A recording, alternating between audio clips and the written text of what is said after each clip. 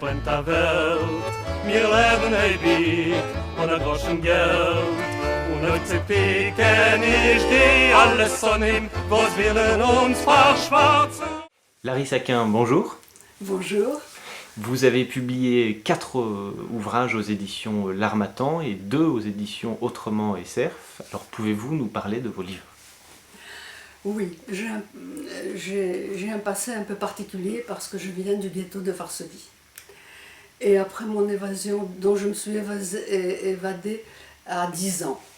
Mais ensuite, ma vie était aussi dangereuse, pleine de surprises. Et je suis toute surprise d'avoir, moi, survécu à tout ça. J'ai eu la chance, en 1946, de venir en France, d'émigrer de Pologne. Et je suis allée à l'école, j'ai appris le français et j'ai pu faire des études. Et c'est en français que j'ai écrit mes livres sur la guerre. Alors, mon premier livre a été publié chez L'Harmattan. Ça s'appelle « Une enfance au ghetto de Varsovie ». Et ce livre a eu le prix du souvenir français. Alors, pas avant la guerre, j'étais une petite fille très heureuse. Mes parents et moi, nous habitions dans une pièce louée chez l'habitant. Mais nous étions très heureux. Et j'ai été adulée par mes grands-parents. Et puis ensuite, la guerre est arrivée. Et nous qui avions pu un tout petit peu déménager dans un 2 pièces cuisine avant, eh bien, notre maison a été incluse dans le ghetto en novembre 1940. Et malgré les conditions dans le ghetto, mes parents ont tout fait pour m'éviter de mourir de faim et de m'empêcher d'être prise dans les rafles. De nous 3, je suis la seule à avoir survécu.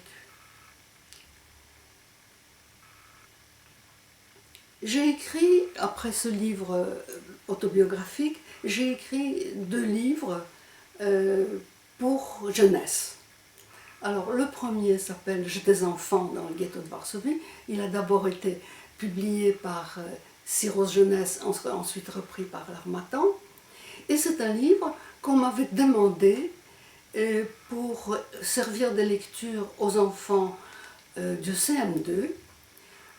Au moment où l'enseignement de la Shoah était introduit dans l'école primaire. J'ai écrit aussi un livre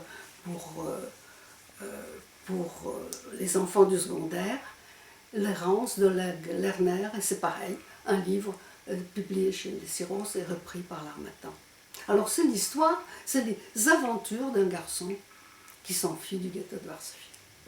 Alors ce livre a été choisi pour le concours des Incorruptibles et donc il a été beaucoup lu dans les collèges.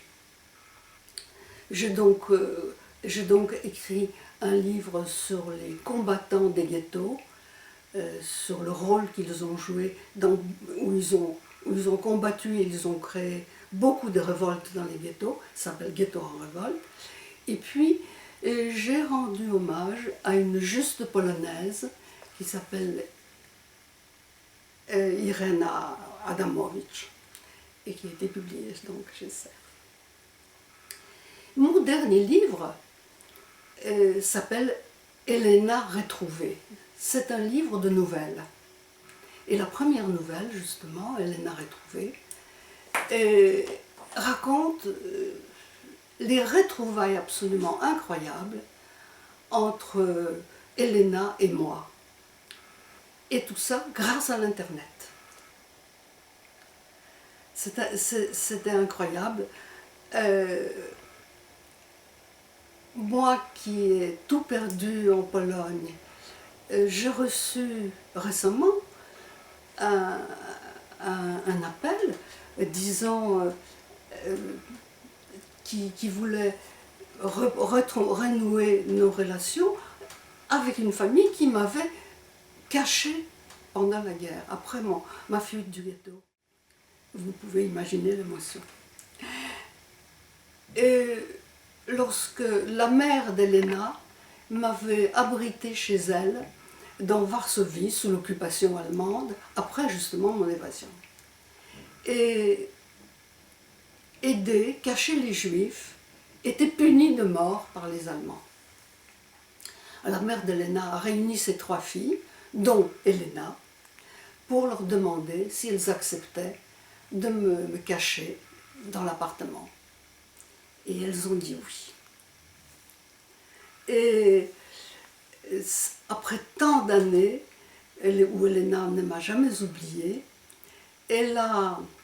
nous avons repris donc contact, nous nous voyons beaucoup. J'ai l'impression d'avoir retrouvé une ancienne nouvelle famille. Et il faut dire que mes relations avec la Pologne en ont été complètement changées. Unser Ponym, wir leben ewig, wir seinen Lohr, wir leben ewig, in jeder Schor. Wir werden leben der Leben schlechte Zeiten noch überleben. Wir leben ewig, wir seinen Lohr, wir leben ewig.